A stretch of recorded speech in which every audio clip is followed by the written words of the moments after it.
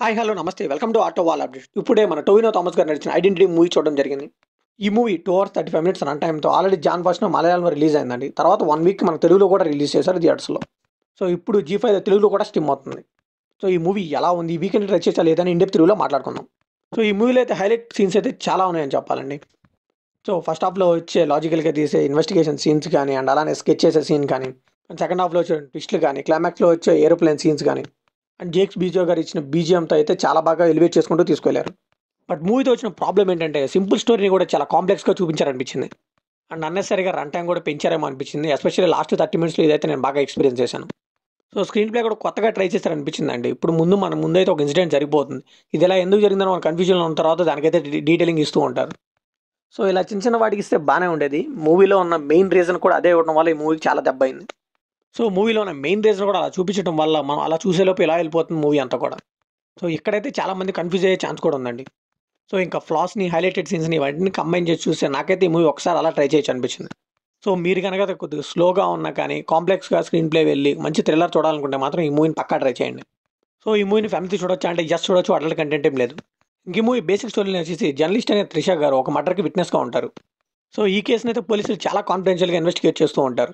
ఇందులో హీరోకి సంబంధం ఏంటి? ఇన్వాల్వ్ అయిన తర్వాత ఏం జరిగింది? అసలు ఆ మర్డర్ మిస్టరీ ఏంటి? ఇదంతా తెలియాలంటే ఈ మూవీ ట్రై చేయాల్సిందే. కిమ్‌లో పాజిటివ్ విషయానికొస్తే టొవినో థామస్ గారు అండ్ వినయ్ రాఘవ్ గారండి. వీళ్ళిద్దరు స్క్రీన్ ప్లేస్ టూ గుడ్ అని చెప్పాలి. వాళ్ళిద్దరు స్క్రీన్ మీద కనిపిస్తూ ఉంటే మాత్రం చాలా హైలైట్‌గా అనిపించింది. సో వీళ్ళిద్దరి మధ్య వచ్చే ఫేస్ ఆఫ్ సీన్స్ కూడా చాలా బాగున్నాయండి. ఇంకా త్రిష గారికి హీరోయిన్ రోల్ కాకుండా ఒక విట్నెస్ అనే రోల్ ఇచ్చి బాగా చూపించారు. మూవీలో అయితే చాలా ఇంపాక్ట్ కూడా క్రియేట్ చేసింది ఆవిడ క్యారెక్టర్. సో నేను ముందు చెప్పినట్టుగానే ట్విస్ట్‌లు కానీ అవన్నీ చాలా బాగా వర్కౌట్ అయ్యాయండి ఈ మూవీలో. థ్రిల్లింగ్ ఎలిమెంట్స్ అయితే చాలా ఉన్నాయి. కాకపోతే ఒక సింపుల్ రొటీన్ స్టోరీకి కూడా ఒక మంచి స్క్రీన్ ప్లేని యాడ్ చేశారు. ఒక స్కెచ్ అని చెప్పి అదైతే చాలా బాగా వర్కౌట్ అయింది. ఇంకా జేక్స్ బీజే గారండి. ఆయనైతే ఫస్ట్ నుండి కూడా లాస్ట్ వరకు కూడా మంచి బీజీఎంతో అలా ఎలివేట్ చేసుకుంటూ తీసుకెళ్లారు. క్లైమాక్స్ ఫైట్ కూడా చాలా బాగా ఎలివేట్ చేశారు. ఇన్‌ఫాక్ట్ బీజీఎం వల్ల అయితే క్లైమాక్స్ ఫైట్ చాలా బాగా వర్కౌట్ అయింది కూడా. ఇంక ఈ మూవీలో నెగెటివ్ విషయానికొస్తే అన్నెసరీ రన్ టైమ్ అండి. అండ్ అలానే అన్నెసరీగా కాంప్లెక్స్ చేశారు మూవీని అనిపించింది. ఫస్ట్ నుండి కూడా తీసుకెళ్తూ ఉంటే ఏదేదో రీజనింగ్ చూపించేసి ఎవరిని పడితే ఆ క్యారెక్టర్స్‌ని తీసుకొచ్చేసి జనాన్ని అయితే కన్‌ఫ్యూజ్ చేశారు. అండ్ నేను ముందుగానే చెప్పాను కదా! మెయిన్ రీజన్ కూడా అలా తీసుకెళ్ళిపోతారని చెప్పి. ఆ స్క్రీన్ ప్లే వల్ల అయితే కొద్దిగా మనం అయితే కన్‌ఫ్యూజ్ అయ్యే ఛాన్సెస్ ఉన్నాయి. సో పెద్ద పెద్ద సీన్‌లు కూడా డీటెయిలింగ్ కన్వర్జేషన్ రూపంలో చూపించారు. కొద్దిగా వెనక్కెళ్ళి బ్యాక్ షాట్స్ ఏసి చూపించుంటే చాలా బాగుండేది.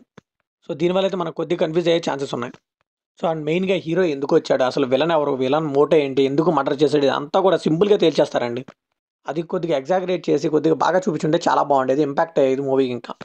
అలానే లాస్ట్ 30 మినిట్స్ కూడా అనవసరం అనిపించిందండి. ముందే ఎండ్ చేయొచ్చు మూవీని. తర్వాత 30 మినిట్స్ డ్రాగ్ చేసి క్లైమాక్స్ ఫైట్ అయితే చాలా సేపు ఉన్నట్టు అనిపిస్తుంది. ఏదో హీరో విలన్‌కి ఫైట్ పెట్టాలి కదా! అన్నట్టుగా పెట్టినట్టు అనిపిస్తుంది.